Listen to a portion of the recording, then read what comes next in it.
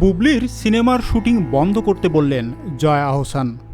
শেরপুরের নালিতাবাড়ির গারো পাহাড়ে চলছে চিত্রনায়িকা বুবলি অভিনীত একটি নতুন সিনেমার শুটিং, কিন্তু সেই শুটিং ঘিরেই তৈরি হয়েছে তীব্র সমালোচনা।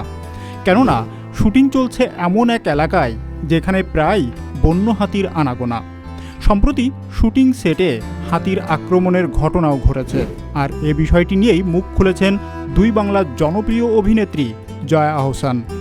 গত 9 দিন ধরে শেরপুরের নালিতাবাড়ির ভারতীয় সীমান্তবর্তী গারো পাহাড়ে চলছে নতুন একটি সিনেমার শুটিং ইউনিটে আছেন চিত্রনায়িকা বুবলি ও অভিনেতা সজল। কিন্তু এলাকাটি বন্যপ্রাণী, বিশেষ করে বন্য হাতির জন্য অত্যন্ত সংবেদনশীল।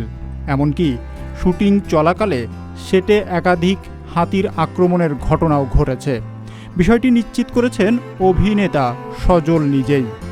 গতকাল রাতেই আমাদের সেটে প্রায় 8 থেকে 9টা বন্য হাতি ঢুকে পড়ে। সবাই খুব ভয় পেয়ে গিয়েছিল, পরে কোনো মতে পরিস্থিতি সামাল দেওয়া গেছে। এদিকে বিষয়টি ভালোভাবে নেননি ভারতীয় চলচ্চিত্র পুরস্কার প্রাপ্ত অভিনেত্রী জয়া আহসান। তিনি সামাজিক যোগাযোগ মাধ্যমে ক্ষোভ প্রকাশ করে লিখেছেন, এই আরেক উপদ্রব বনের ভিতর, বন বিভাগের দৃষ্টি আকর্ষণ করছি, মন চাইলেই লাইট ক্যামেরা অ্যাকশন শুরু করা যায়। তিনি আরও প্রশ্ন তোলেন, মাইকের শব্দ, শুটিং টিমের বর্জ্য, গান বাজনা এসব কি অ্যালাউ করা ঠিক হবে এইরকম একটা সেন্সিটিভ জায়গায়? পরিবেশবিদ ও সচেতন নাগরিকদের এক অংশ জয়ার সঙ্গে একমত। তারা বলছেন, এমন সংবেদনশীল বনে শুটিং চালানো হলে শুধু বন্যপ্রাণীর ক্ষতিই নয়, পরিবেশের ভারসাম্য বিঘ্নিত হতে পারে।